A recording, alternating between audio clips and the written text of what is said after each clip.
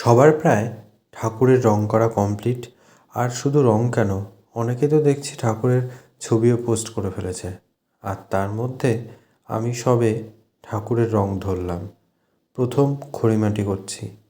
তো জানি না কতদূর কী হবে, যদিও বা রোদ ভালো থাকার দরুন এই বছর হয়তো আশা করি তাড়াতাড়ি সব কিছু কমপ্লিট হয়ে যাবে। কিন্তু সময় একটা বড় ব্যাপার, তার মধ্যে চাপ, খুব প্রচুর পরিমাণে চাপ রয়েছে। আর আমি কখনো সেভাবে ঠাকুর বানানো শিখিনি, এর ওর দেখে এবং কিছু কিছু আইডিয়া করে, মানুষকে জিজ্ঞাসা করে ঠাকুর বানিয়েছি। তো যথারীতি ঠাকুর বানানো মোটামুটি মাটির কাজ কমপ্লিট। এইবার খড়িমাটি করার কাজ চলছে। আগামী দিনে হয়তো খুব শিগগিরই কমপ্লিট করতে পারবো, তবে জানি না পুজোর আগে কী হবে।